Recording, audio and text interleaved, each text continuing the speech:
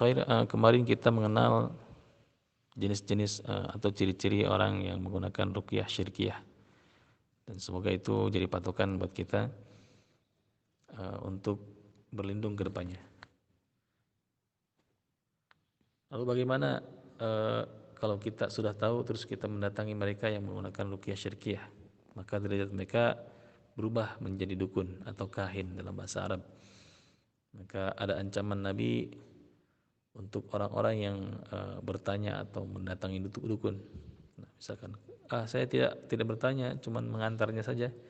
Ini nanti ada dua hukum. Yang pertama hukum mengantar, hukum ikut ke sana mendatangi sebutnya, dan masuk ke dalam atau duduk di hadapan dukun dan mengiyakan apa yang dikatakan dukun. Untuk yang mendatangi tanpa dia bertanya atau tanpa dia menolak apa yang dikatakan dukun, Nabi sendiri bersabda, "Man ata arufan." Di sini arufan artian tukang ramal. Derajatnya sama dengan kahin. Dukun-dukun juga. Man ata arufan fas'aluhu an syai'in lam tuqbalu lahu salatuhu salatan arba'ina lailah. Barang siapa man ata arafan, barang siapa yang mendatangi arafan, tukang ramal atau dukun, fas'aluhu an syai'in, kemudian dia bertanya tentang sesuatu, lam tuqbal lahu salatan arba'ina lailatan, maka tidak akan diterima salatnya selama 40 hari. Ini 40 hari 40 malam. Ini riwayat Muslim nomor 5957. Ini untuk orang yang mendatangi dukun dan dan bertanya tentang sesuatu, entah itu dia mengiyakan atau dia menolak tentang perkara tersebut yang dikatakan dukun. Lalu bagaimana dia kalau seorang mendatangi dukun tersebut mempercayai apa yang dikatakan dukun? Nabi bersabda, "Man ata kahinan fasadaqahu faqad kafara bima anzala ala Muhammadin sallallahu alaihi wasallam." Barang siapa yang mendatangi dukun, kahinan, fasadaqahu, kemudian dia membenarkan, fasadaqahu, kemudian dia membenarkan apa yang dikatakan dukun, apa yang diperlihatkan dukun, faqad kafara bima anzala ala Muhammadin sallallahu alaihi wasallam, maka benar-benar dia telah kufur terhadap apa yang diturunkan oleh Allah kepada Muhammad sallallahu alaihi wasallam, yaitu Al-Qur'an. Dia telah kafir, naudzubillah, alias murtad. Ini hadis riwayat Abu Daud nomor 3004 dan Tirmizi nomor 135 dan Ibnu Majah nomor 639. Saya akan dicek. Maka Nabi melarang, laisa minna man takahanna, bukan bagian dari golonganku orang yang takahanna, orang yang mencari perdukunan atau yang berobat kepada dukun, au tukuhinna, atau yang melakukan perdukunan, akhirnya praktek-praktek ilmu sihir. Bahkan sihir ini termasuk bagian daripada dosa-dosa yang merusak atau dosa-dosa besar. Ijtanibu sab'a mubiqat, kata Nabi, jauhi oleh kalian 7 perkara yang membinasakan. Asyirku billah, pertama menyekutukan Allah, asyirku billah, syirik. Wa qatl nafs bi ghairi haq, dan membunuh jiwa tanpa hak. Wasihru, di sana ada sihir, melakukan sihir. Sihir ini terkait nanti ada mempelajari ilmu sihir, memakai ilmu sihir, mengajarkan ilmu sihir, mengamalkannya ilmu sihir tersebut, atau menggunakan orang untuk jasanya, untuk yang orang-orang yang bisa melakukan sihir, untuk dipinta jasanya untuk menyihir seseorang. Itu termasuk dalam satu grup orang-orang yang melakukan sihir. Maka dia termasuk dosa besar dari 7 perkara yang membinasakan. Sebaiknya dihindari, dan kalau kita melakukan itu maka tubu ilallah, taubatlah kalian kepada Allah, wattaqillah, dan takutlah kalian kepada Allah. Hidup ini sementara dan kita sia-siakan. Talbisnya sangat mulus sekali, tipu daya mereka sangat halus sekali. Bahkan orang tidak mengenal, karena dunia sihir ini memang ditulis dalam kitab-kitab Arab gundul gitu ya. Jadi para santri yang memang ingin cara cepat, tapi kami tidak menuduh semua santri, tapi biasanya gitu, pesantren-pesantren yang mengajarkan ilmu-ilmu ini, naudzubillah, ada seperti kitab Al-Awfaq atau Syamsul Ma'arif yang sekarang diterjemahkan kemudian ke kitab Mujarobat. Nah, Mujarobat lengkap misalkan di pasaran dijual sehingga masyarakat bisa membaca dengan teks Indonesia dan mengamalkannya. Bisa diajarkan cara membuat raja, diajarkan pula cara membuat jimat penangkal, asihan, atau misalkan ilmu-ilmu kebal, bagaimana cara supaya ucapan kita ini didengar orang, ada wibawa, ada simak, ada misalkan penolak bala juga. Nah, maka itulah termasuk dalam sihir. Semudah-mudahnya amalan yang diajarkan oleh Nabi adalah amalan sunnah, amalan-amalan yang diajarkan Nabi sendiri. Maka terlalu banyak amalan sunnah yang belum kita lakukan daripada amalan-amalan yang baru yang harus kita kerjakan. Yang ada dua kemungkinan, apakah itu tertolak, apakah itu diijabah. Kalaupun ijabah, sangat rawan sekali atau ijabah dari Allah, apakah ini dari bantuan jin yang dipanggil. Dan orang baru menyadari ini ketika mereka diruqyah secara massal atau diruqyah atau mendengarkan Quran. Nah, mudah-mudahan ini grup ini pun menjadi jawaban kenapa selama ini mereka susah bangun untuk subuh, susah bangun subuh misalkan, susah bangun untuk sholat di sepertiga malam, bahkan sulit kepanasan atau pengap atau terengah-engah ketika membaca Al-Quran, suka was-was. Nah, ini barangkali inilah jawaban kenapa hal-hal ibadah yang sifatnya sunnah bahkan wajib mereka berat melakukannya, tapi untuk ritual-ritual yang sifatnya tidak diajarkan oleh Nabi mereka sangat bersemangat. Nah, rupanya di dalam tubuhnya besar kemungkinan ada sesuatu yang mendorongnya, yang mengendalikannya. Seharusnya kalau misalkan ada amalan-amalan di luar sunnah, mereka getol yang wajib pun, yang wajib dan yang sunnah yang diajarkan oleh Nabi, mereka lebih bersemangat. Tapi kenapa amalan wajib dan sunnah mereka tinggalkan demi meraih jalur-jalur thariqah atau jalur-jalur yang menurut mereka inilah jalan untuk ma'rifatillah, untuk lebih mengenal Allah, untuk lebih dekat pada Allah dan tingkatnya tingkat wali, langsung ke arah ijabah. Ini sangat rawan sekali dan sebaiknya dihindari bila kita ingin selamat. Tidak ada jalan yang terbaik, tidak ada jalan yang mulus dan tidak ada jalan yang lurus selain jalan dari baginda Nabi SAW, yaitu meniti sunnahnya. Mulai dari yang terkecil, mulai dari saat ini, tinggalkan semua perkara-perkara yang tidak Nabi ajarkan sebaiknya, agar kita sehat ruhani dan sehat jasmani untuk sebagai efek sampingnya. Dan tujuan kita illa liya'budun, untuk beribadah kepada Allah semata tercapai. Nah, maka kalau seorang berkata aku cinta kepada Allah, maka Allah sendiri langsung memberi taklim, qul in kuntum tuhibbunallah, katakan Muhammad pada umatmu, in kuntum tuhibbunallah, jika kalian cinta kepada Allah, fattabi'uni, maka ikuti aku, ikuti Nabi, yuhibbukum wa yaghfir lakum dzunubakum, Allah akan cinta kepada mereka dan diampuni dosa-dosa mereka. Syaratnya apa? Ikuti Nabi saja. Maka ada kejayaan di dalam sunnah, ada kejayaan, ada pahala yang berlimpah dan janji surga apa yang dilaksanakan dari sunnah. Nah, nanti ada sunnah yang sifatnya qauliyah, ada yang sunnah sifatnya fi'liyah. Qauliyah itu namanya hadis, kalau fi'liyah itu namanya sendiri-sendiri, ada namanya takrir, perkara yang ditinggalkan oleh Nabi, takrir yang dibiarkan oleh Nabi. Maka semuanya jadi bagian dari sunnah dan harus kita pelajari dan kita mulai amalkan sedikit demi sedikit, insyaallah. Man ahya sunnati, barang siapa yang menghidup-hidupkan sunnati, ingda fasad ummati, ketika ruksaknya keadaan umatku, falahu ajrun mi'ata syahid, maka untuknya ganjaran 100 kali mati syahid. Itu dari Nabi sendiri yang mempromosikannya.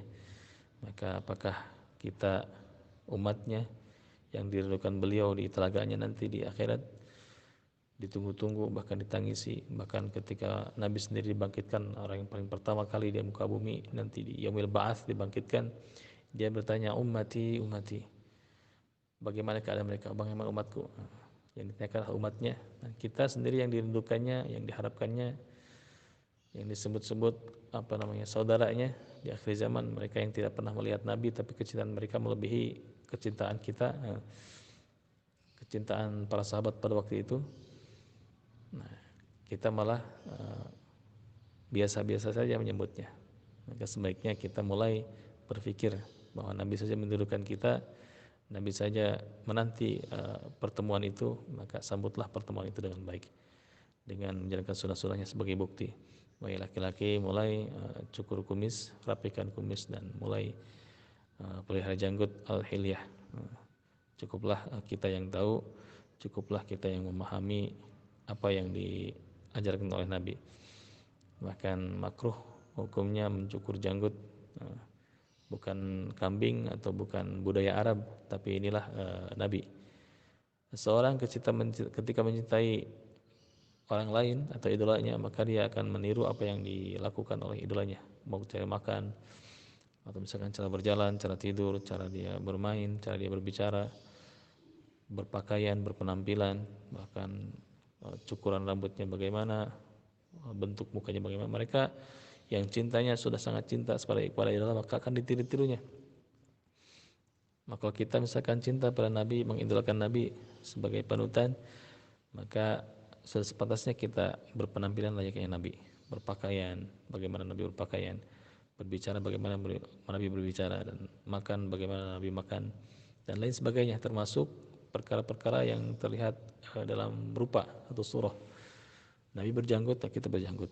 Nggak jadi janggutnya, cari obat, Masya Allah. Atau biarkanlah walaupun 1 lembar, itulah jadi saksi. Karena nanti semuanya akan dicopot, mungkin jubah kita, sorban kita, juga gamis kita dicopot, semuanya copot ketika kita masuk ke liang lahat.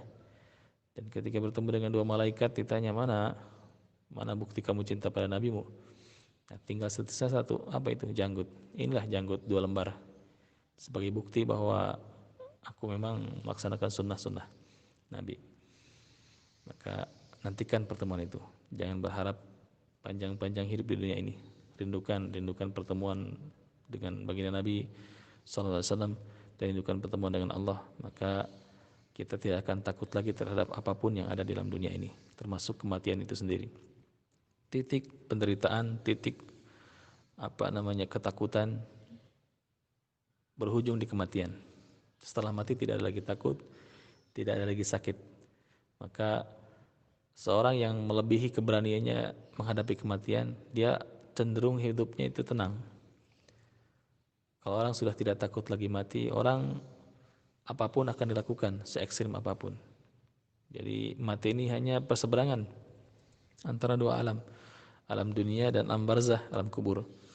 Maka persiapkan yang lebih kekal, yaitu kehidupan akhirat. Dan akhirat dimulai dengan barzah. Setelah barzah nanti alamul ba'ats, kebangkitan, dan yaumil mahsyar, dikumpulkan di padang mahsyar. Nah, kita persiapkan waktu-waktu itu untuk waktu yang tidak berujung, dan berujung di surga atau neraka, khalidina fiha, kekal di dalamnya. Kalau kita mengukur 80 tahun umur kita, 60 tahun, 70 tahun umur kita di dunia ini, atau misalkan 30-40, dibanding dengan kehidupan kita di akhirat nanti yang kekal abadi, abadan abada selamanya, maka apa harga dunia ini? Maka benar kata ulama, ad-dunya majra'atul akhirah, dunia tetap bercocok tanamnya negeri akhirat. Bertanamlah di dunia ini dan petiklah hasilnya, dan panenlah di akhirat nanti. Menanamlah dengan cara yang benar, rumput di bawah dan daun di atas, jangan terbalik. Ikuti cara menanam yang baik dan benar, bagaimana orang-orang menanam dari masa ke masa, sehingga berpangkal kepada siapa yang menanam pertama kali. Ya, tidak lain adalah baginda Nabi SAW. Nah, begitu ikhwah. Maka jangan ambil cara-cara cepat, termasuk mengambil perdukunan dan menggadaikan iman kita dan menggadaikan amal ibadah kita. Antum bisa bayangkan, hanya mendatangi saja, man ata kahinan, man ata arafan, barang siapa yang berdatangi dukun, maka tertolak salatnya selama 40 hari 40 malam. Ini kerugian yang sangat besar. 1,5 bulan antum tidak terima salat. Tidak salat maka disiksa. Bahkan kalau mengiktikadkan, salat saya tidak wajib karena salat saya tidak terima, dia telah kufur, telah murtad dengan berkata seperti itu. Salat tidak diterima selama 40 hari 40 malam, tidak salat disiksa. Maka tidak ada pilihan, jangan datangi mereka. Jangan datangi orang-orang yang suka meramal, suka menentukan nasib. Nah, seperti ini. Ini sungguh kekufuran yang nyata. Bahkan barang siapa yang duduk man atakahinan fasadaqahu, kemudian membenarkan apa yang dikatakannya, apa yang dia perlihatkan berupa sihir-sihirnya atau sulap-sulapnya, maka faqad kafara, maka dia telah kafir, telah kufur, telah murtad bima unzila ila rasulihi, kepada apa yang diturunkan kepada para rasulnya, yaitu Al-Quran itu sendiri. Maka ittaqillah wa ikhwah, takutlah kalian kepada Allah ya ikhwah, sahabat-sahabatku sekalian. Ini perkara-perkara akidah dan perkara iman. Naudzubillah, kalau kita mati dalam keadaan demikian tanpa bertobat, kita telah menggadaikan satu harga iman yang sangat mahal dengan menebus kehidupan akhirat yang kekal dengan penderitaan yang tiada berujung. Naudzubillah tsumma naudzubillah. Kalaulah orang menyihir kita, maka pelajari ruqyah dan lakukan ruqyah sendiri. Jangan cari peruqyah. Itu yang paling tepat untuk menghindari fitnah. Karena ruqyah ini bisa dipelajari dan bisa diamalkan oleh umat baginda Nabi SAW. Nabi menitipkan kepada para sahabatnya dan kepada para ulama. Al-ulama warathatul anbiya, para ulama adalah pewaris para nabi. Faman akramahum faqad akramallahu wa rasulah. Barang siapa yang memuliakan para ulama, maka benar-benar dia telah memuliakan Allah dan Rasulnya. Rasul tidak mewariskan harta emas Persia atau Rum. Rasul mewariskan kepada kita ilmunya, ilmu yang diwariskan kepada para ulama. Cari ulama yang benar-benar dekat dengan Nabi, yang mirip dengan Nabi dari tutur katanya, dari apa yang kebiasaan yang dilakukan, bukan sekedar retorika dan pembicaraan, bukan sekedar orang yang yang hebat pidatonya, hebat berceramahnya, tapi lihat langsung rupanya, apakah dia mirip Nabi atau tidak. Lihat Nabi bersorban atau tidak, lihat Nabi berjanggot atau tidak, lihat perupaan Nabi atau dia berbicara, bagaimana Nabi berbicara atau tidak. Apakah dia sering menghujat, menghukumi orang, atau menghina orang, atau merendahkan golongan lain-lain. Lihat apakah Nabi menghina Nasrani, apakah Nabi menghina Yahudi pada waktu itu. Tidak. Bahkan Nabi lebih mengedepankan akhlak. Maka ini bagian dari dakwah sebetulnya. Kalau kita ingin mengajak orang pada hidayah, maka sebaiknya kita lakukan cara-cara yang baik yang pernah Nabi ajarkan, yaitu dekati tanpa menghina, rangkul tanpa memukul, ajak mereka dan beri mereka sensasi atau kesan. Kalau orang Sunda bilang dibibita atau agar mereka tertarik memasuki Islam. Kalau misalkan antum punya sahabat Nasrani, ajak mereka ke masjid, duduk di luar terlebih dahulu, jangan masuk-masuk. Perlihatkan kita ketenangan kita, salat kita, akhlak yang kedepankan. Lama-lama mereka bertanya, apa enaknya sih sujud ruku seperti itu? Kayaknya antum belum bisa nyobain. Ajarkan kepada mereka cara sujud pelan-pelan. Karena rata-rata orang-orang yang dekat dengan kita bukan orang-orang yang taat, mereka hanya melalui doktrin-doktrin. Maka saatnya kita raih dengan bukti-bukti dan fakta-fakta bahwa ada ketenangan dalam salat, bahwa ada rasa yang tidak bisa diceritakan oleh siapapun kecuali orang yang melakukannya tersebut, dari zikir, dari baca Quran. Oke, ini hal yang harus kita sampaikan.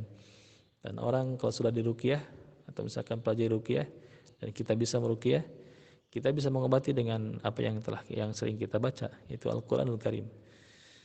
Dan ini cukup simpel tanpa harus masih proses operasi bedah, bahkan obat-obat yang berapa butir satu hari dengan harga satu butir yang misalkan 2 juta, naudzubillah.